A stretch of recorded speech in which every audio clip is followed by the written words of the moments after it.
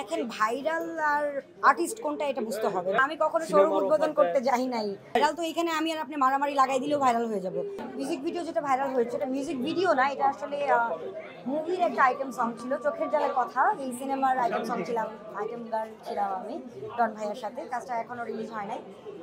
ইনশাল্লাহ video viral হয়ে গেছে আগেই, বাট সংটাও খুব দ্রুত দেখতে পাবে। আমি কখনো শোরুম উদ্বোধন করতে যাই নাই, কজ আমি আর্টিস্ট, আমি স্টেজ নিয়ে ভালো থাকতে চাই, আমি স্টেজ লাভার।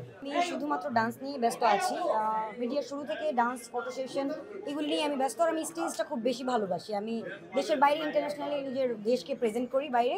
সো আসলে আমার স্টেজ নিয়েই আমার ম্যাক্সিমাম সময় থাকা হয়। আর কাজের ফাঁকে ফাঁকে ভালো কিছু ডান্সিং, মিউজিক ভিডিও অ্যান্ড সিনেমার বেশ কিছু আইটেম সং আমি করছি।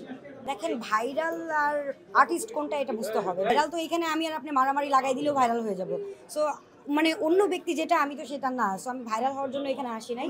আমি শেষ পর্যন্ত, যখন আমার বয়স থাকবে না, আমি কোরিওগ্রাফি করে শেষ পর্যন্ত মিডিয়াতে টিকে থাকতে চাই। এটা হচ্ছে আর্টিস্ট। আর ভাইরালটা আসলে, ভাইরাল তো আজকাল যে কেউ হচ্ছে। ভাইরাল হইতে আমি চাই না, শোরুম উদ্বোধনও করতে চাই না। শোরুম উদ্বোধন করা খারাপ না, বাট আমি চাই না। সিনেমার অফার পাওয়া হয় আসলে কয়টা সিনেমা এই ক্যাটাগরি হয়। এই মুহূর্তে সবাই সিনেমা বানাচ্ছে। আর একদল শ্রেণীর মানুষ তো আছেই যে তারা আসেই কিছু মেয়েদেরকে কাছে পাওয়ার জন্য। সিনেমার এটা একটা আসলে বাহানা এটা, ঠিক আছে। আমার কাছে এরকম অনেক অনেক অফার আসছে, বাট আমি আসলে ওই ধরনের কোনো সিনেমা করতে চাই না। আর নায়িকা হওয়ার কোনো ইচ্ছাও আমার নেই। আমি ডান্স নিয়েই থাকতে চাই। ভবিষ্যতে কোরিওগ্রাফার হিসাবে আমাকে দেখতে পারি, এটাই।